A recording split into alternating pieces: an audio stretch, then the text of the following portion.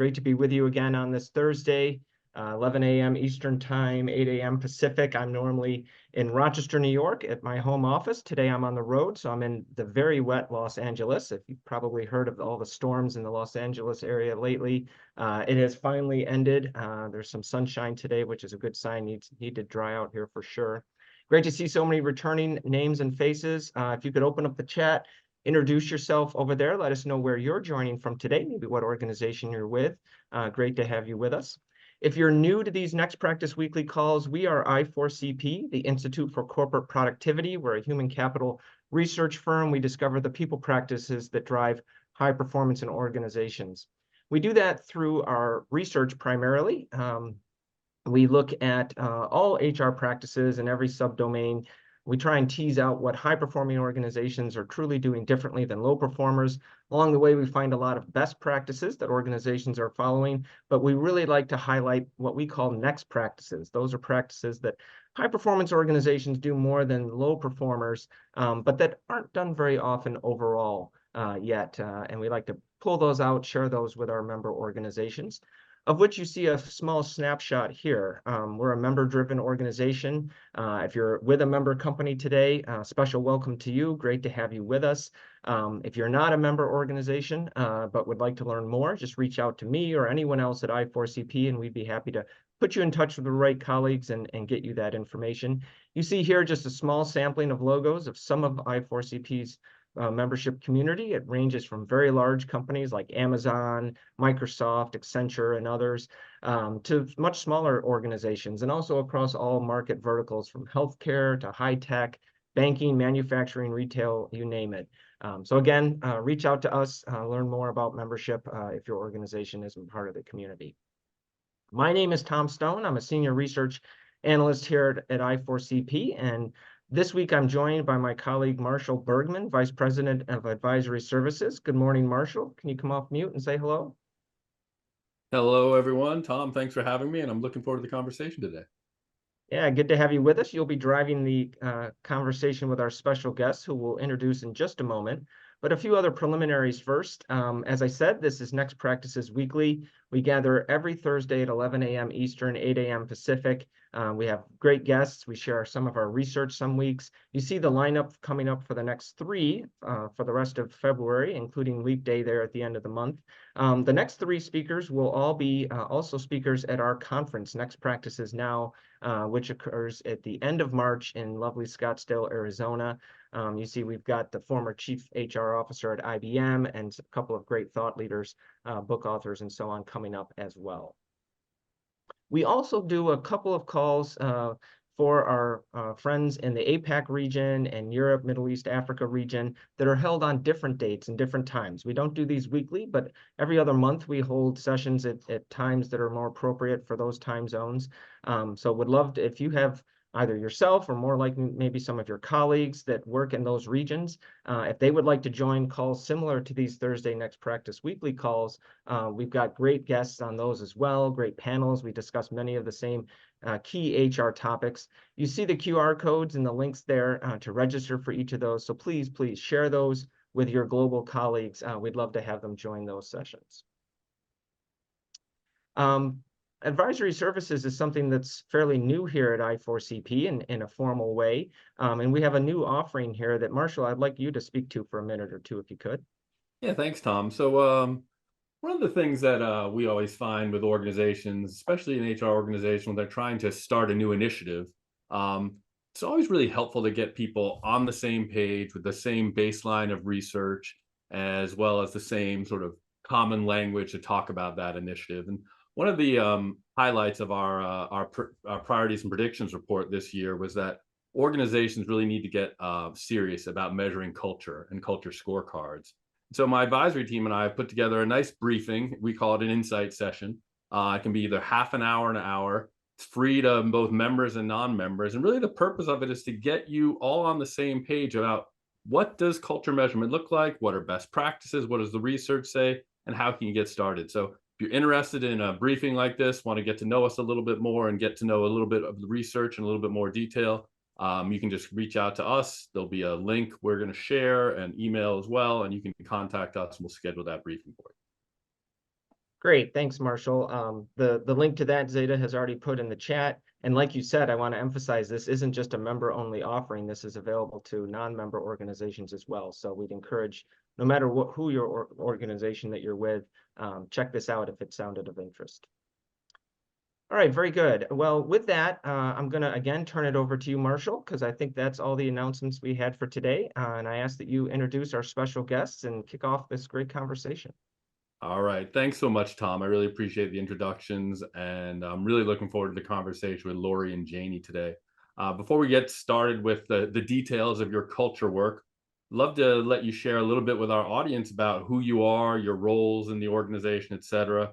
Then maybe we'll talk a little bit about Pax8, what the business is all about, and then talk a little bit about what the HR organization, how it's structured. But first, let me just go to Lori. Why don't you introduce yourself and tell us a little bit about your role? Sure. Thanks a lot. Lori Frasier. I am the Chief People Officer here in the Americas for Pax8.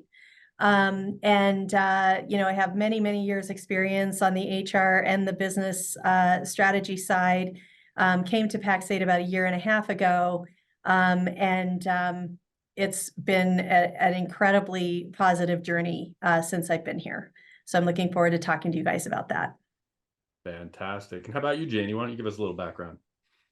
Yes, thank you so much for having me today. I'm super excited. I'm based here in Denver, Colorado, and I'm the Strategic Initiative Manager. And I've been with Pax8 for over 8 years now. I'm really excited to be working underneath Lori and learning from her talent and experience. And I have a background in leadership, employee experience, learning and development, project management, team operations and excellence, and then a lot of strategic acumen. So I really help with a wide range of projects, both globally and cross-functionally. And one of those that we'll be talking about today is the employee listening strategy that I helped project manage last year. Wonderful. Well, yeah, it's going to be really great. And Pax8's been doing some amazing work on culture, and we're going to get into that in just a moment. But one of the cool things about my job is I get to learn about companies I didn't even know existed. So, Lori, maybe you can tell us a little bit about what Pax8 does. What's the business like? How's it been growing? Yeah, I'd like to say to people, you may not have heard of Pax8 yet. Pax8 is a $1 billion startup. We literally hit unicorn status about 14 months ago at the end of 2022. And we are on a path to be the world's largest cloud commerce marketplace. So what does that mean? Really what that means is we have created a democratized access to the big boy cloud providers such as Salesforce, Microsoft, Amazon Web Services to small and mid-sized business. And we do that through a really easy to access and highly tailored and bespoke cloud commerce marketplace that allows our partners to find the very best solutions and bundles of solutions for their end user small business clients. We were 400. You can see on this slide, I like to tell this story a lot. I said we're a $1 billion startup. We have grown in 2020 when the world changed. In March of 2020, the company was just under 400 employees. We're at about 1,800 today. And so just a lot of really fast growth, not just in the number of employees, but in the makeup of the company. So we were also all Americas and frankly, mostly Denver based in 2020. And now we are a global organization across many different countries. And as you can see, have grown pretty exponentially in terms of our partner portfolio as well.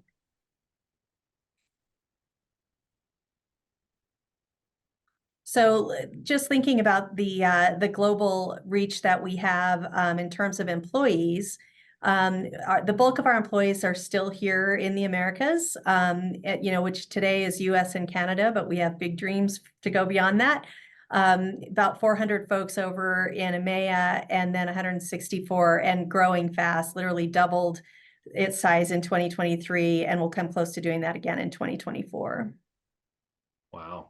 That's obviously impressive growth. Now, I guess probably everyone on the conference here is probably thinking to themselves, well, how have you scaled your HR team? How have you structured your HR team to support that kind of growth? So why don't you tell us a little bit about that?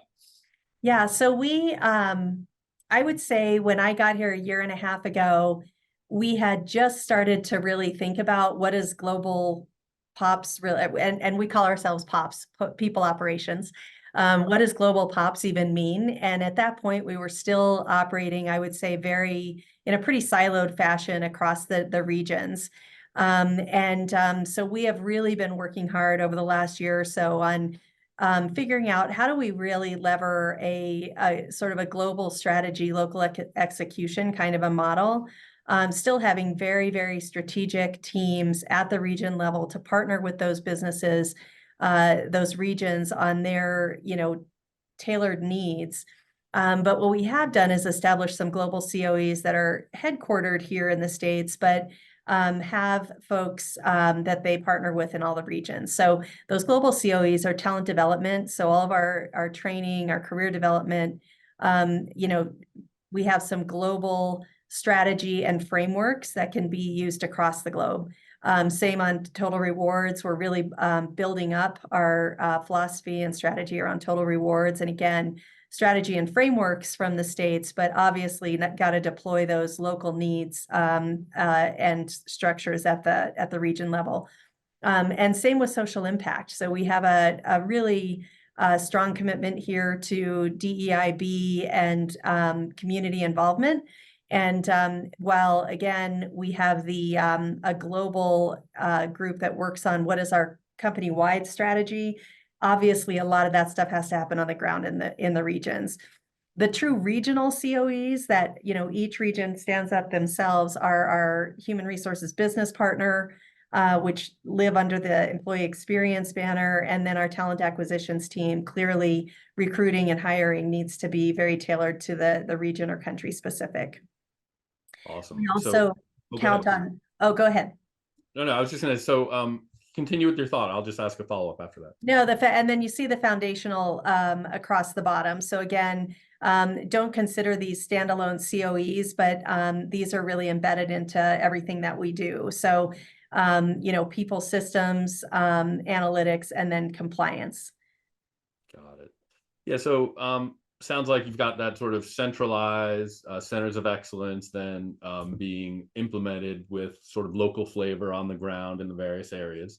Was there a debate internally in the organization about whether that was the right strategy? Do you ever even consider sort of more of a centralized process, or was it you were pretty sure this was the best practice, this is how you were going to do it? Pax8 really has a close to the customer philosophy, and POPs should model that. And so the same kind of structure exists, for instance, in our corporate marketing function, right? So corporate marketing, of course, owns the core Pax8 brand and provides frameworks and templates and resources. But a lot of that, that on the ground deployment in terms of messaging has to be regionalized. One of the interesting things about Pax8 is we're actually 12 years old. So the American roots to our company was 12 years ago. But, both of our regions have grown up just since 2020. And so we're at different phases in our life cycle, right? So EMEA and APAC are still truly more like startup mode, right? And the way you need to build your market presence is very, very different. And so we're the same way in POPs, right? The needs of a more mature audience here in the States is very different from the needs of a growing, a growing organization that is hiring really, really fast, that is onboarding really fast, and trying to, really drive that common culture. So we're just in different phases, and so the regional, again, the central strategy, regional deployment really makes a lot of sense for us. I'd like to just jump in here and remind folks that they can use the chat to ask any questions of our guests today. And we've already got one question from Natalie, who's already internalized the POP acronym. She says, how many people make up the team, and how did you decide on the correct POP to employee ratio? That's really an interesting question. Today we have a good sized team for the size of Pax8. I want to say it's around 80 folks globally. And so it is a good sized team. To be honest, we didn't decide on a ratio. This has all grown up pretty organically. One of the things that we have challenged ourselves with in the People Ops organization is we want to maintain the size we are today in POPs and be able to support a business that's 3 or 4 times this size, 5,000-6,000 employees. Wow. All right. So we covered a lot of ground there. A couple of things I just want to highlight that really struck me. First of all, the point you mentioned about Pax8 being a company that's always been focused on being close to the customer. I love that you took that sort of cultural value, right, and then applied it internally to HR. We're going to be close to our customers, right? So I think that's just shows the strength of the culture that's already being that sort of North Star for how you're not only going to behave externally, but internally as well. So I thought that was really great. Number two, I think that's really interesting. You're talking about trying to figure out how to grow and scale your existing organization as you go into that next stage of growth, right? I think, we hear a lot about unicorns these days, and it's always about like revenue growth, but it sounds like you may be at a bit of an inflection point where it's going to be a little bit more about profitability, a little bit more about healthy revenue growth. So, being part of that mission as an HR team sounds like that's part of your strategy as well. Is that true? Absolutely. And we just kicked off our year here, like everybody did, with a strategic business review with all of our executive staff, like the top 80 folks in the company a couple of weeks ago. And the one of the key messages was, we really need to accelerate our path to profitability. It's all well and good to continue to grow that top line. But we really need to figure out how to scale. Right. I've been saying since I walked in the door, we got to move from startup to scale up to grown up, right? Grown up companies don't just continue to throw people at every opportunity, right? Grown up companies really figure out that scale. And so again, we want POPs to really be a model in the organization for what that can look like. And one of the things that we were saying and that I've been saying for a while is, folks, we're not asking you to do more with less. We're asking you to do more with the abundance we already have here at Pax8. And that's really the message, both inside the People Operations Group as well as across Pax8. Awesome. Well, I know people are really excited to learn a little bit more about the culture and the listening strategies that you've been doing as well. So why don't we talk a little bit about kind of like where you've been and, where you've been, and then we'll talk a little bit about where you're going. Absolutely. So I mentioned I was hired in the middle of 2022. It's hard to know what year we're in all the time, but so let me talk a little bit about the existing culture. When I walked in, this company was founded, like most startups, by some genius founders who saw this vision and had this purpose. And it was really a very intentional two-pronged purpose. So they had the idea for this disintermediation and this disruption for the MSP channel. Like, again, that path from small to mid-sized businesses to the big boy providers, that channel's pretty messed up at that point. So they had this vision for how do we democratize access for small and mid-sized businesses, which, by the way, the world thrives based on healthy small and mid-sized business, right? So that was clearly the vision. How do we help those businesses improve their communities by helping them thrive, right? And so that was really the technology vision part of it. The other part, very intentionally, was, and we want to do it built on a culture that's different, a culture that's of high trust, innovation, collaboration, right? That we really, and positivity and possibility, like they were very, very intentional about that from the very beginning. And I like to say to folks, I've been doing this corporate thing since I was really young, almost 40 years. This is the healthiest culture I've ever been part of. And it was because of that intentional vision on the part of the founders to never lose sight of the people side. We like to say we're people first, like lots of companies like to say. This is the only company I've ever worked for that has actually operationalized it. So I walked into something magic and healthy. And the conversations I was having with our CEO during my interview process was, it's already healthy, but we've got to go through this startup to scale up to grown up thing.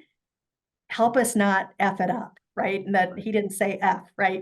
It was a very clear message that we want to maintain what really works about this culture. We know we have to make some changes, but let's not screw it up. And so, that's really where we started from. Yeah, and it's always interesting too, because I think when you have founder-led organizations, they have a clear vision, not only of its strategy and the business. As the business scales, they move farther and farther away from each of the people, and they have less and less direct influence. And so I think it's always a challenge to make sure that the strategy scales, but also that the culture scales as well. And it looks like, why don't we talk a little bit about what your plan has been and how you've taken that journey to make sure that you can scale Pax8's culture forward. So I'm going to share our next slide really quick. But before I ask you about it, I just want to talk a little bit about what we're looking at. So you included our culture renovation blueprint. We've got that there. And it's basically 18 steps that help organizations implement successful culture renovation projects. But not everyone in the audience may know about it. So I just want to talk a little bit about what it is. So a few years ago, our research team decided to answer the question every CEO asks, probably your CEO is asking as well: what can we do to either keep or improve our culture as our business grows? And so we put our research team, folks like Tom and our genius researchers, went out and they actually did the biggest research study on culture I think that's ever been conducted. And what we found, which was really interesting, where there were 18 specific actions that distinguish high-performing organizations that have successful culture renovation initiatives. So these are businesses that outperform, like you said, they're growing, they're more profitable, et cetera, and they actually had successful culture efforts. And lots of organizations don't have successful culture efforts. In fact, our data shows about 15% of culture efforts are actually rated as highly successful. So this is difficult territory that you embarked on, Lori, despite all of your experience, right? So I know you read the research, and I know you looked at the blueprint, and I know you followed a lot of steps of the blueprint. Why don't you tell us a little bit about how you used the blueprint, how the research was helpful, and where your journey is taking you so far? Sure. So, it was during COVID, and I was between opportunities. So I just left one company, knew I was coming to Pax8, and I actually listened to the Brené Brown interview with your CEO. And he was talking about culture renovation, and the concept was so powerful to me. And I didn't even know yet about where Pax8 was, but it was just such a made so much sense. And so when I came in and was given this charter to don't F it up, one of the first, and to a point that you just made too, Marshall, by this time we were about 1,200 employees at that point. You're absolutely right. The CEO and the founders, while still intentionally wanting to build a good culture, they don't have the touch that they used to have. They don't have the direct interface with all of the employees like they had when they were 400 people, drinking beer every Thursday in an office in Denver, Colorado at a startup, And so how do you do that? Well, the one thing that you have to do is get the voice of the employees and figure out a way to get to the voice of the employees in a way that's going to be compelling and actionable. And that was sort of one of the first steps in the renovation. So I think we are going to turn over to Janie to talk about this slide. Yes, Janie, go ahead. Why don't you tell us a little bit about how it began? Yeah, of course. Thanks, Lori. So our team in the past year has really achieved so much. I look back and I'm like, wow, when you're in it, it's a lot to review over it. But so as Kevin Oakes lays out in his book, there's 3 phases, and it's plan, build, and maintain. So looking at the slide, everything that's in green, bold green, is what we've accomplished. And I just want to highlight a few of the things that we have accomplished. And then we can talk about, what's still left to do. But so the first one is creating and implementing a comprehensive listening strategy. So this is where I got brought into the picture. Lori was like, hey, your skill set is great with project management. You kind of see the big picture and you can make the connections.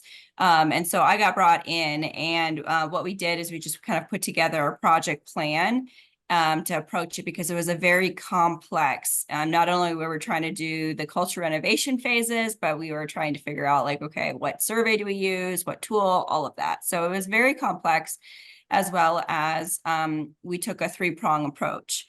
So, we detailed the project plan to a T, and then we were linking all of the improvements that happened in the company to our employee feedback to shape our future. So every time we had communicated out to, whether it be all hands or sending an email after we got the survey, and any feedback that we got, we were constantly trying to loop it back to, hey, this is your voice that's making a future, or that's helping shape our future.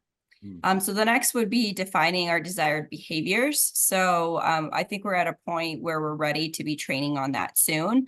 But there was a lot of work that went into that. And, global wide, everybody had a hand in creating those. And that was really important to help drive the future of not only your voice, our future listening strategy, but then also, the company as a whole with our culture. So then moving over to the right, in the middle, the build, communicate change is coming. So we share the culture renovation plan early and its importance with everyone through various channels, such as the company-wide email, all hands meetings, the video made by our video production team, and the video featured our executive leaders who expressed their support and involvement. It's a really great video. I'm sure we'll be sharing that out with you, but it was really important to get their buy-in and to show like, hey, they're willing to dig in and get their hands dirty. So that was really important for us to highlight that. And then the last one I'll highlight under build was we also collaborated consciously, listening to the business needs and the employee feedback and the regional perspectives to ensure there was alignment and coordination. So with our SteerCo, we ensured that we had representation from every single region. And that was really helpful to get everybody aligned and to be able to communicate effectively. So then the last one, maintain. This is where we still have a lot of work to do. We've achieved the first step in that phase of making the employee onboarding about relationships, but we have a lot more work to do underneath, as you can see. Yeah, so it's amazing. And just to be clear for the audience here, you did this all in a year, is that right?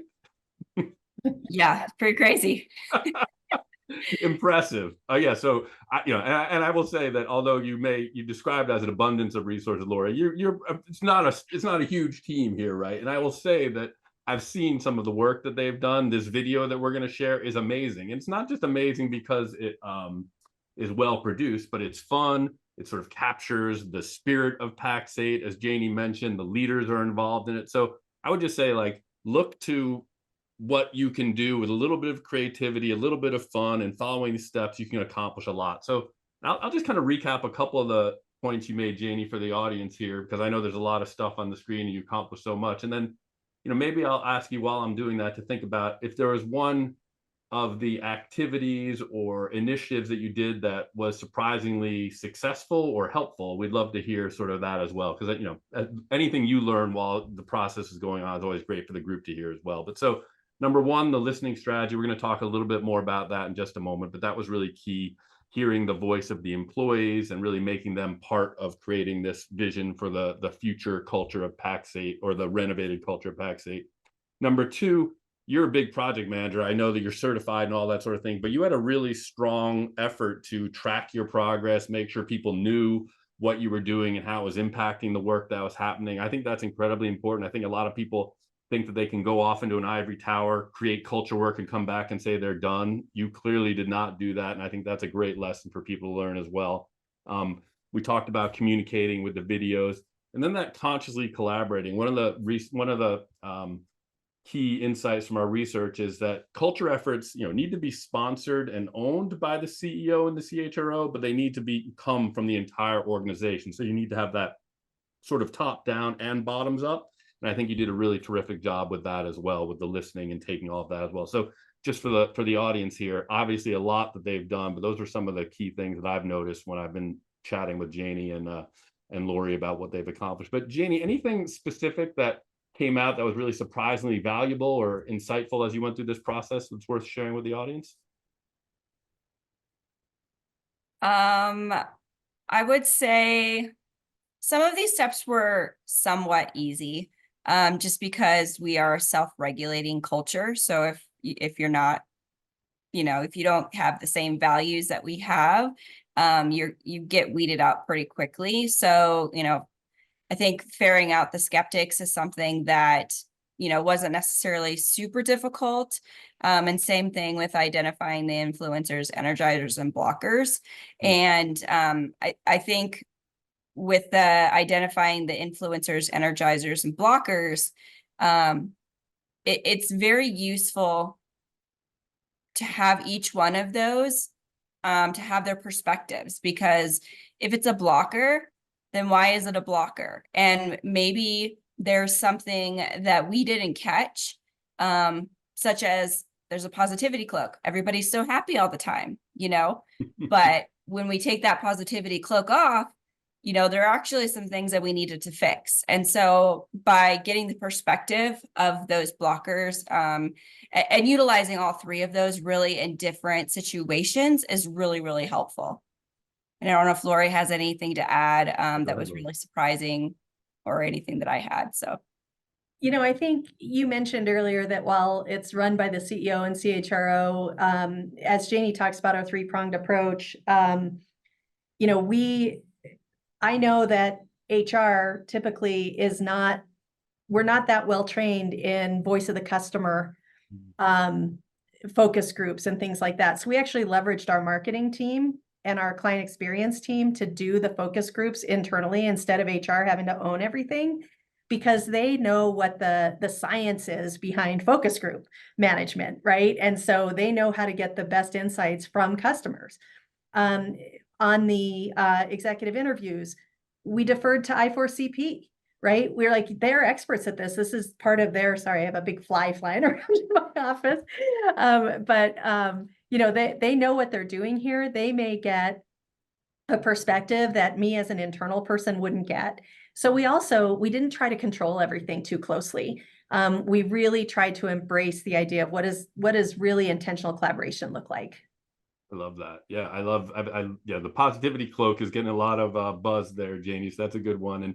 And I'll be honest with you, it's difficult to embrace the skeptics, as I say. That's like the really hardest stuff. Like, tell me what's wrong. Like, I don't want to know that. I want to know all the good stuff. So really powerful there that you did that. And Lori, I always joke, I have this management philosophy. It's like my, the band 38 Special, they have that song, Hold On Loosely, But Don't Let Go. It's sort of a little bit of that, like, hey, I'm still in control, but I can't do everything, right? And I think that that's a really mature and powerful way to lead. And I think it says something about you and says something about your team and the culture as well. So that's fantastic.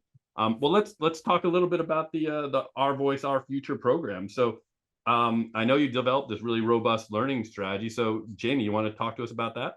Yeah, absolutely. So what we did in December was we sat down as a steering committee. Once we kind of figured out like what we wanted to do, we needed to figure out how we were going to do it. And one thing that always stuck in my mind from the conception of the employee experience listening journey that Lori ingrained in my head is we have to go slow to go fast. And that is so important. And even in everything else that I do today, I'm making sure that I'm thinking about that in the background of like, what are we ultimately trying to do? What do we want people to be thinking, feeling, and doing differently?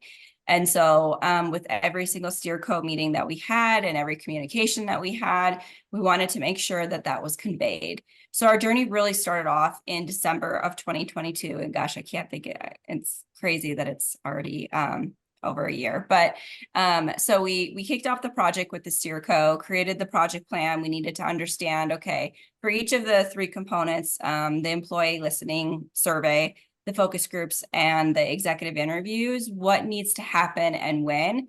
Are there any predecessors, anything like that?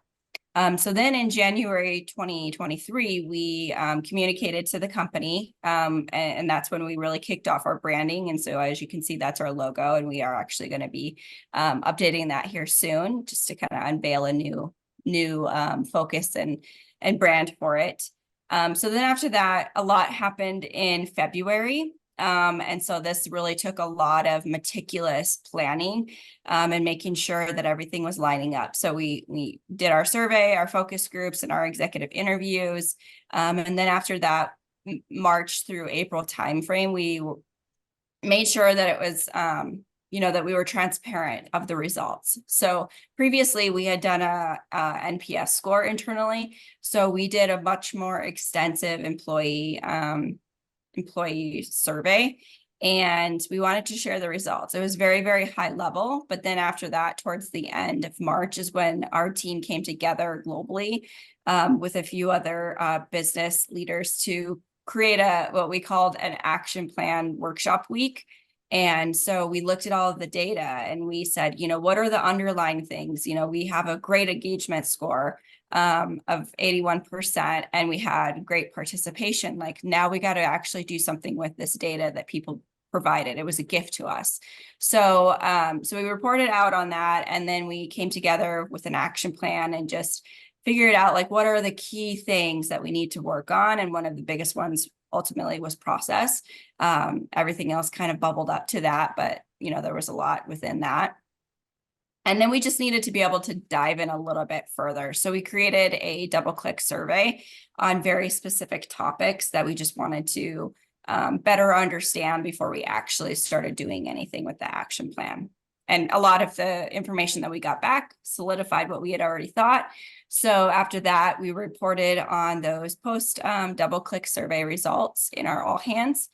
And then we took a deeper analysis and started working on the action plan with the managers and our business partners to really align and make sure that we were starting to make progress.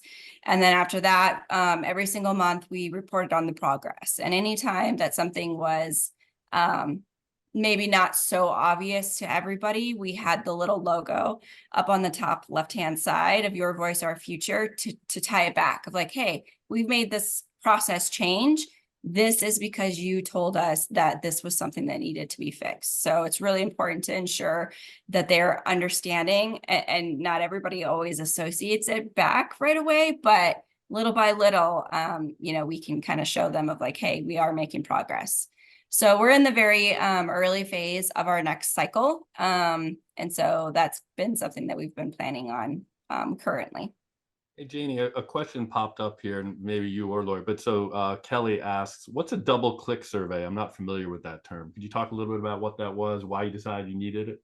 Yeah, so the one that we did in February was a pretty broad span of many different topics. So we chose, areas that we needed to be able to work that we saw the lowest scores on.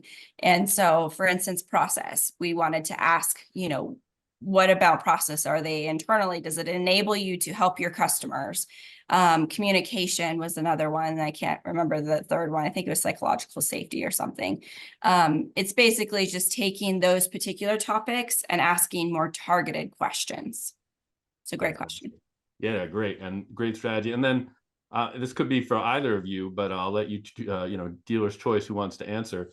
I'm thinking about what you said, go slow to move fast. And, this is a long process, like January to July, 6 months. I mean, lots of times I talk to clients, they're like, we need to get this survey done. We need to get the data out. We need to get back to business as usual, right? So talk to me about how you convinced or were able to sustain this important listening effort over this time and not lose momentum or not lose support. How'd you do that? I would say that remains, that's just something we have to be constantly vigilant about. I wouldn't say it's been perfect, right? I think, there are some folks that are like, whatever happened to that survey, and so it's not perfect, but it's, we do have some communication rhythms within the business that we really leverage. So instead of trying to create sort of a new communication rhythm just to talk about Your Voice, Our Future, we were like, let's make sure that every monthly global all hands, we have at least one little mention, right?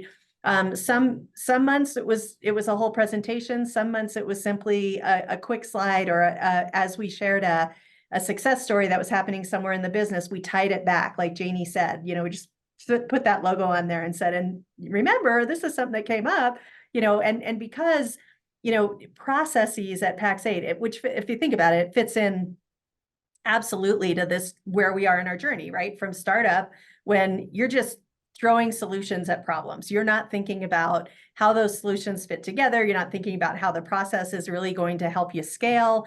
And so now we're really suffering, as a lot of companies do at this level, because our processes don't connect and our processes don't make it easier to serve our clients. In fact, sometimes it almost feels like they get in the way. I'll talk a little bit about that specific to POPs when we're talking about the renovation, but, we had to be very, again, vigilant. We had to say, okay, every all hands, we're going to do this. Hey, there's a leader call this month. How can we get in on that agenda? And what is the message that we want to send? So that we just made sure that we, stayed in front of people. And luckily, again, we have a culture at Pax8 that assumes positive intent. So some other companies I've worked at, it's like, oh, HR wants to talk about the survey again, but we already talked about it 3 times. How many times can we talk about it? And, we have a culture where it's like, look, guys, people have to hear the same message 8, 9, 10 times in order to internalize it. And folks were, our C staff gets that. And so, yeah, it was, but it takes vigilance. It takes constant attention. Yeah, well, that's really great advice, and I'm sure that many of our listeners here who've been through these sorts of engagements are always struggling with keeping this forefront of the agenda. Corporate, quarterly numbers are down. We don't have time to talk about culture today, right? Right. That's the battle that we're always in when we're doing this important work. But I Exactly. also say, and the slide that's coming up now is, you did a really good job of like making this stuff interesting, exciting for people to look at. So I love this visual. When I was talking earlier about Kevin Oakes's book, Culture Renovation, and we had really intentionally used that model because our research showed that most organizations that successfully evolve their culture don't start from scratch and just throw it all away and start again. What they actually do is renovate. And I'm sitting right now in a 120-year-old house that's constantly being renovated. And I'm always trying to figure out, what can I keep that's valuable and what can I change that I can improve the value and still not lose the flavor of our beautiful old house. So talk to me about the this visual, how you use this to communicate your journey, et cetera. Yeah. So, this was, again, very intentional, and Kevin Oakes' book is what planted the seed. It was not going to fly at Pax8 to talk about, we need to do a culture change or we need to do a culture transformation. It just wasn't going to fly because, again, we have a healthy culture. And so the analogy, and, more than one conversation with our CEO and other members of our C staff about this, the analogy to use renovation, you just have to get people kind of talking and thinking about it. Why do we renovate in our personal lives? Like you just said, you're in a 120-year-old house there. We renovate because we love where we live, right? This place has good bones. Yep. We love it. But we want to modernize. We want to bring it up to date. We want safe and current plumbing, and we want, all those things. And we also want it to be kind of snazzy. We want to feel good when we get up and walk through it, right? And so, when you think about that, in those terms, that can be really digestible and palatable for folks. And so we very intentionally decided to use the analogy and to talk about it. So we are blessed here at Pax8 with a great production and creative studio. And so I was able to have our internal comms folks work on this schematic for us, and we've continued to use it. We've been using it for about a year. When you think about, we've expanded the Pax8 footprint, now we're global. You have to dig a bigger foundation to do that, right? Mm. You have to add things to your foundation to do that. You might have some cracks in the old foundation, right? So how do you fortify that? So we've been using a lot of those analogies pretty intentionally. If you click again on this image, it should go to, yeah. So as we talked about, so I mentioned a couple of weeks ago, we had a strategic business review with the top 80 or so leaders, and how we talked about what POPs accomplished in 2023 and then what we intend to accomplish in 2024. We actually used this analogy. And so, as Janie mentioned, we created the Pax8 behaviors, and those are in draft form right now. We haven't rolled them out because we still want to socialize and get input, because they were mostly developed by that group of executives. And so now we're in the process of really pressure testing them before we roll them out, but they have been, they're in draft form. We launched some new tools across the business. You can see some of those here. we removed quarterly reviews and replaced it with career conversations. So that's a very specific renovation that we did. And we, you know, we brought in some new tools. We did some foundational training on the company. So again, I mean, that's kind of how we've used this. Yeah, it's great. And then yeah, Tom just called out too. And if you see on the bottom, the culture, they've got those core values, you know, advocate, innovate, celebrate, elevate, again, tying into that whole Pax8 name as well. I know we're getting close to time, so I want to make sure that we quickly move ahead. But yeah, I wanted to give you a chance to share some of your big wins that you're celebrating now. Yeah, so I would say definitely utilizing project management framework was crucial for the success of this because it was so complex. So I think that was a huge win to show that Pops is, you know, we know what we're doing. We're not letting things fall through the cracks. You know, we have a lot of different things going on within the organization in general. So to keep us on track, that was really helpful. And then having global representation, just to make sure that, you know, how is the survey or how is this focus group going to land? What's, you know, are there any words that we need to use differently, et cetera. So having that was important. And then strong involvement and backing from the leaders. I think that is like from the start is so important because if you try to do something and then they don't support it, it just makes it way more complicated. So those are just a few things. We had many wins, but I want to make sure that we have enough time to get through the other two slides. Fantastic. Anything else you want to add to that, Lori, before we move on? One of our founders in particular was our chief executive sponsor, if you will, of this, and he is the heart of Pax8. I mean, he is beloved at this company. And so he often would do some of the speaking for us in the all hands meetings, right? So it wasn't coming from HR. It was coming from a very respected and revered leader in the business.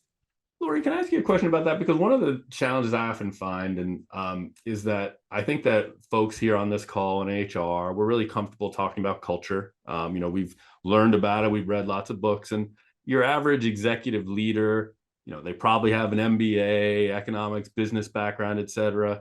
They sometimes feel a little bit less comfortable talking about culture, using that language. Did you need to do any coaching or did you need to do any education, or was this just sort of his or her natural state and they were really comfortable with it? I think mostly it's the second. I mean, he's just an amazing human being. But usually there was a meeting before the meeting, right? Where I wasn't necessarily writing out talking points, but kind of saying, hey, you know, these are the key themes. These are the messages we want to make sure people understand. And he's the kind of guy that would take notes and, you know, then speak from his heart. And so I think it was a little bit of both. But, you know, as I said earlier, I mean, we are blessed to have founders that actually started this place with a very clear human-centered purpose. Yeah, that's really great. Yeah, and obviously picking someone who's comfortable doing that versus forcing someone who's not, you know, and I actually have seen some leaders really take on, you know, there was one client I worked with who were the COO, or no, not, excuse me, the CFO was put in charge of the culture work as the executive sponsor, and she saw it as an opportunity to develop and grow. So I think it's really, you know, we always talk about the executive sponsor and the leadership being really important there. So I think there's that combination of getting the right person, but also, like you said, educating them as well. So that's fantastic. Let's take a look then. So let's talk about what's next. So right now this is the same slide that we went through earlier, Tom. Did we miss this one before, or anything we want to talk about here now? Yeah, I think if we could have Lori and Janie just chime in on both where they are now and then talk about what's coming up next. Yeah, that'd be great. Yeah, so we really see that 2023 was just phase one. We're getting our wheels under us. One of the things that we really want to do a better job of as we go into the 2024 cycle is engage our managers earlier in the actual results and data. I think we really wanted to get a feel for it ourselves, and we probably hung on a little too tightly. We weren't hanging on as loosely as we could have.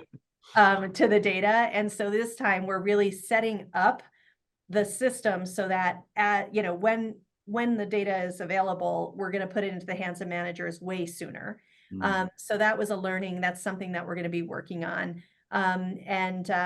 You know, I think continuing, you know, Janie said we're going to update, the brand is staying the same. Your Voice is Our Future is staying the same. We are going to update the logo to make it just be a little bit more alive, to make it, to give it that more of a feel of that back and forth, and the loop, the communication loop that we're trying to create.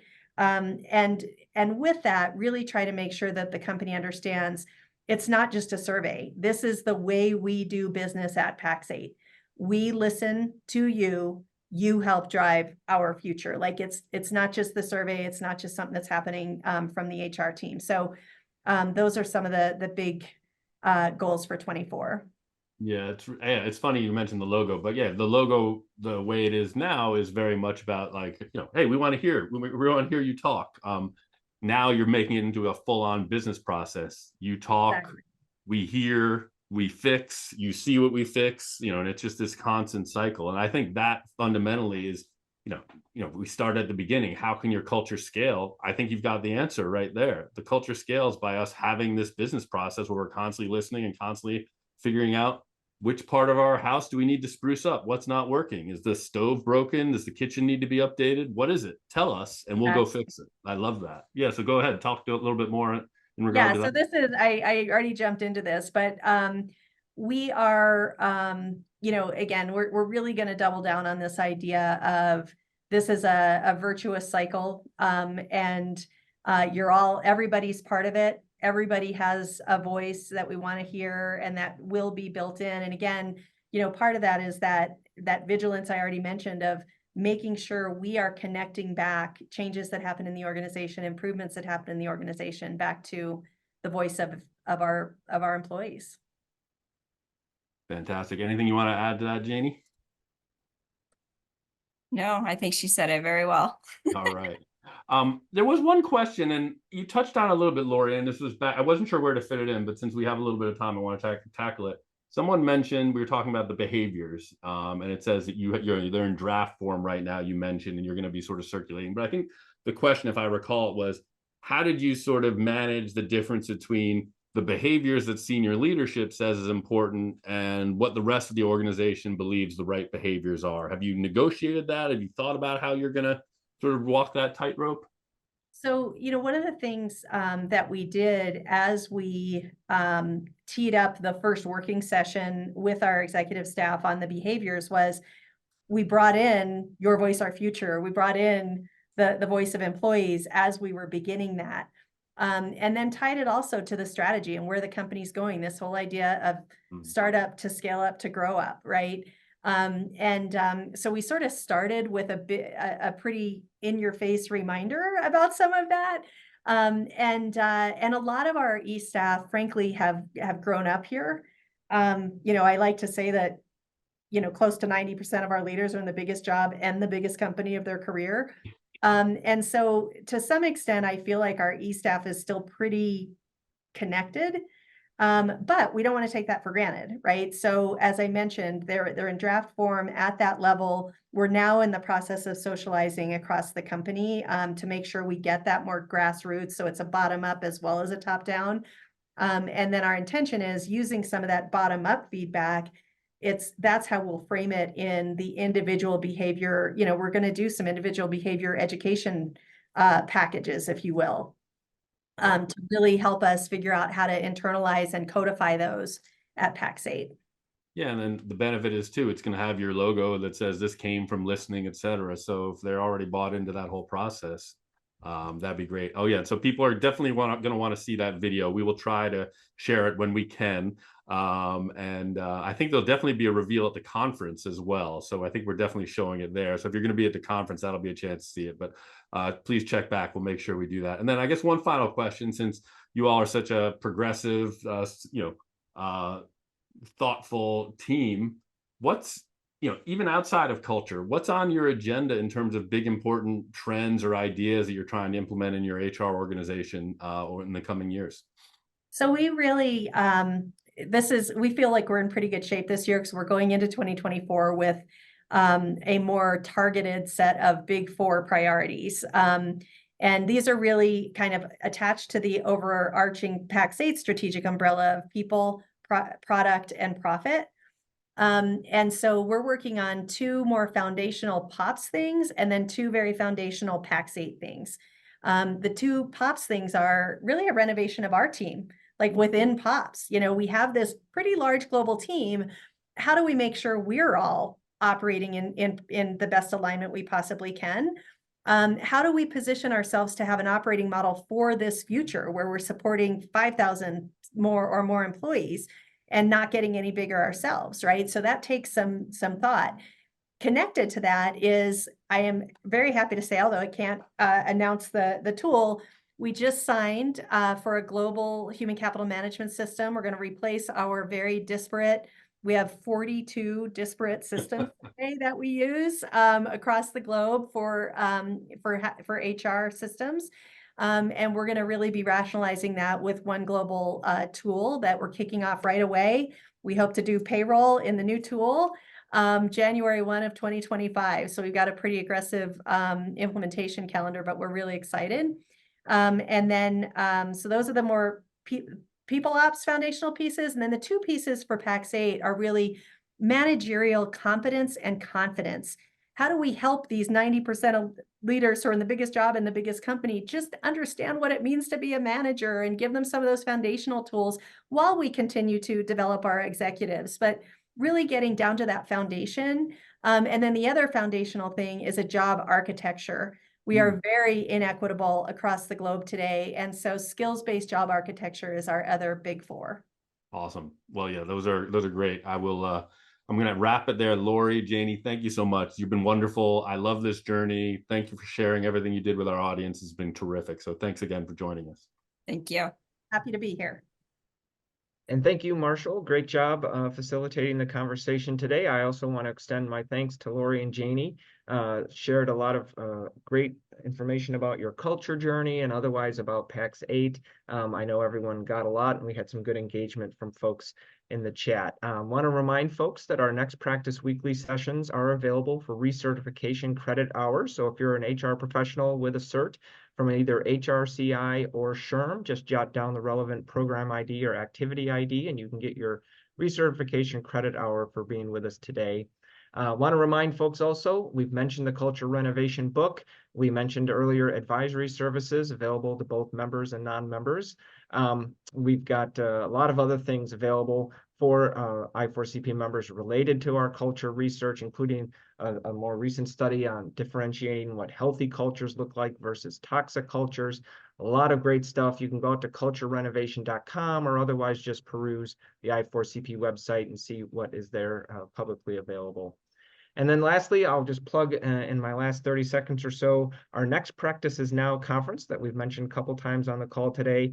That's coming up soon now, March 25th through the 28th, Scottsdale, Arizona, at the Fairmont Princess, as we always hold it. You see here the lineup of outstanding speakers. This is a conference unlike any other. There's no vendors, there's no trade show, no consultants at this. It's just all high-level HR leaders, your peers, talking strategy with each other.